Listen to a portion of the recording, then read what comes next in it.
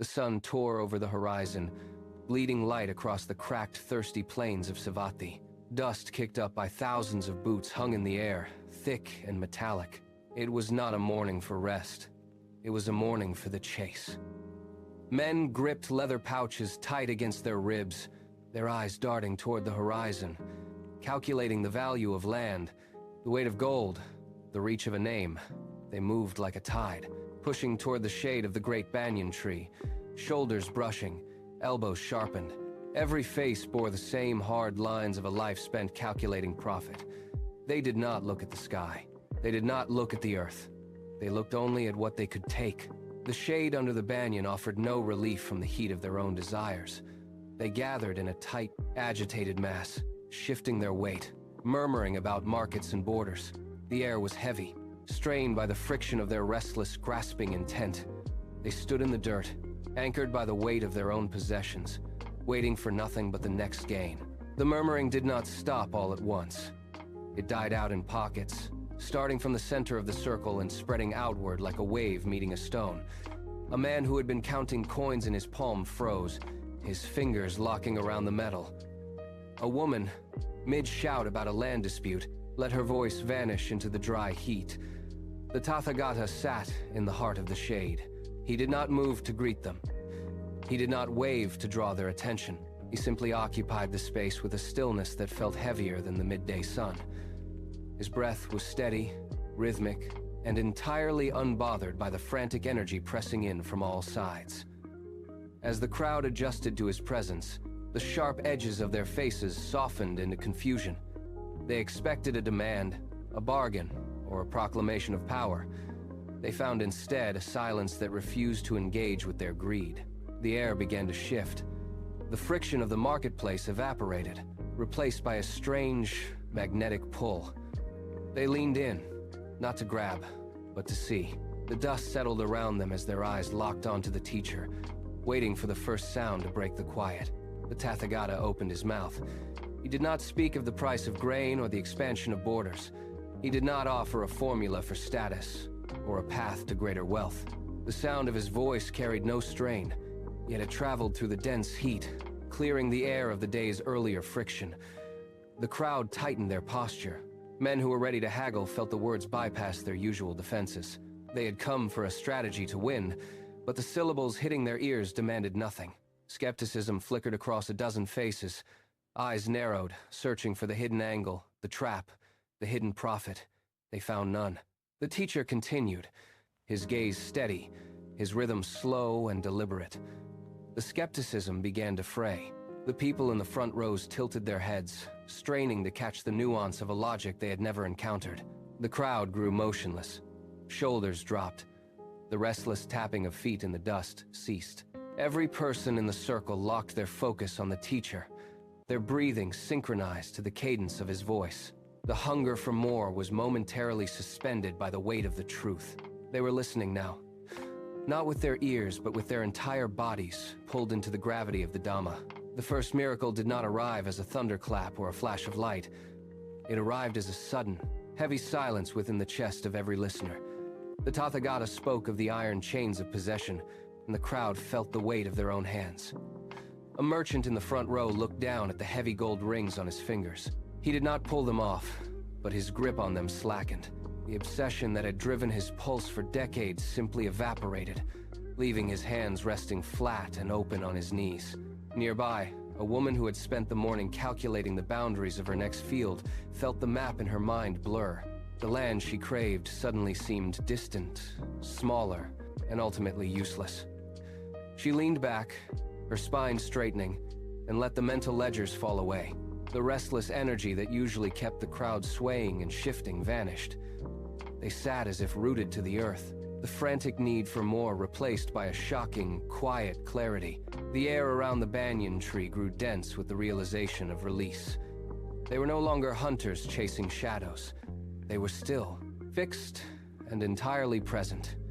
The struggle for ownership had simply ceased to exist. The Tathagata shifted his tone, and the atmosphere under the banyan tree curdled. He began to speak of the masks worn by the powerful, the self-erected pillars of status that defined the village hierarchy.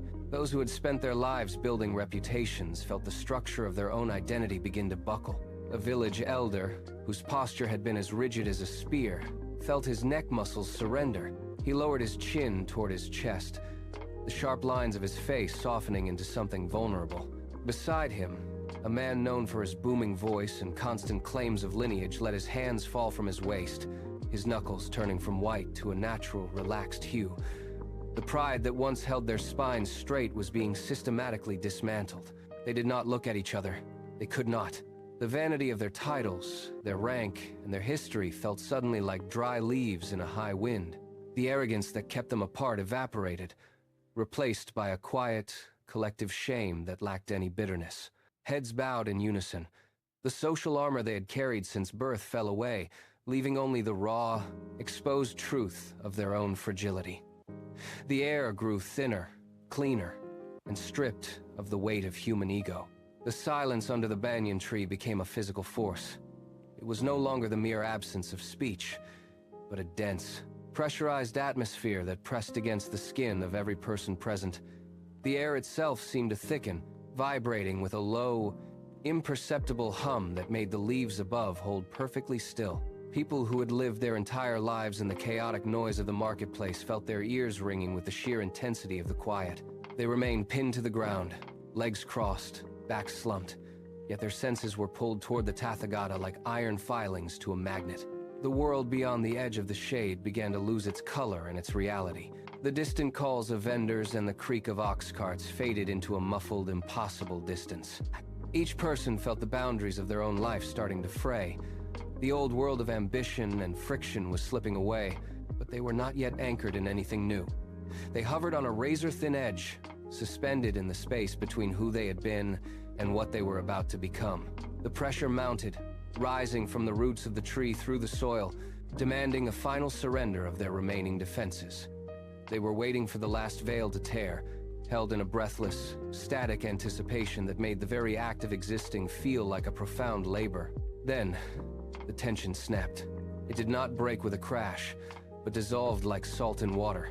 The frantic, twitching energy that drove these people to buy, sell, and hoard simply ceased to exist. A merchant, who had spent decades counting coins in his sleep, felt his fingers stop their rhythmic tapping against his knee. A weaver, known for her restless pacing through the village streets, leaned back against the trunk of the banyan tree and exhaled a breath she seemed to have been holding for a lifetime. The constant, gnawing itch to chase the wind vanished. The marketplace, once a roaring fire of desire and noise, was replaced by a stillness so deep it felt like the world had stopped turning. No one looked toward the horizon. No one worried about the coming harvest or the price of grain. The air became cool, clear, and perfectly steady. Where there had been agitation, there was now a vast, open space. People blinked, looking at their own hands as if seeing them for the first time. They were no longer running. They were no longer seeking. A profound, unnatural peace descended, wrapping the crowd in a quiet so absolute that even the rustle of the leaves felt like an intrusion. They sat in collective awe, anchored by the stillness, their faces reflecting a calm that had no source other than the absence of their own endless wanting. The final barrier remained, a thin, gray film over their understanding that kept them from seeing the world as it truly was. They had found peace, but they were still blind to the nature of the reality they inhabited. The Tathagata spoke, and his words did not merely enter their ears.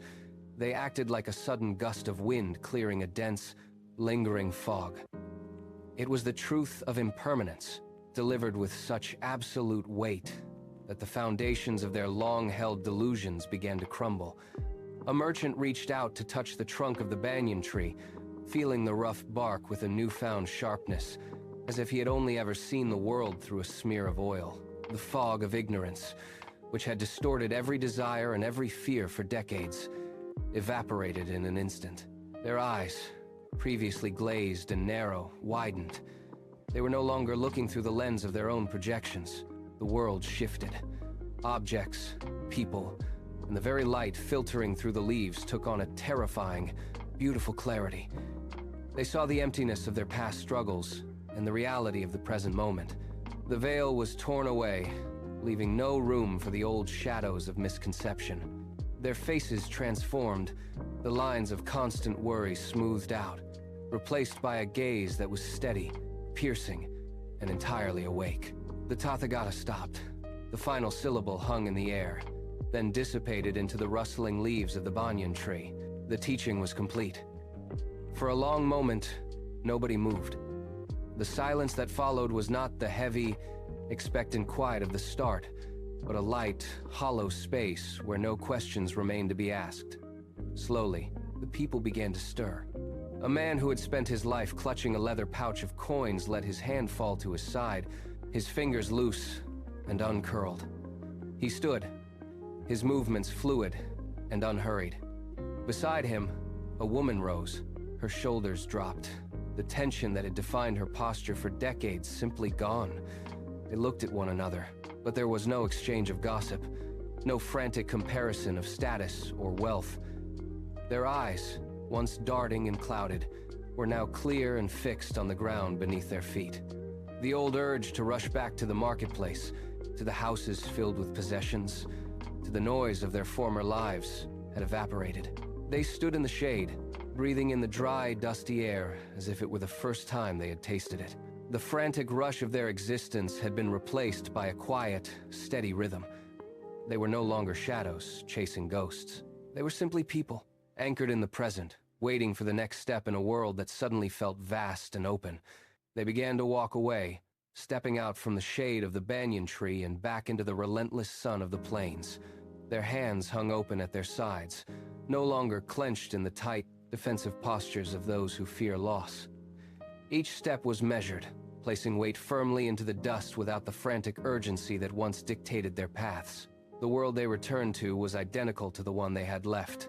The same dry heat, the same swirling grit, the same distant noise of the marketplace. Yet, the interaction between the people and the earth had shifted. A merchant passed a neighbor and did not check his purse. A laborer stopped to watch the wind move through the tall grass, his gaze lingering on the simplicity of the motion.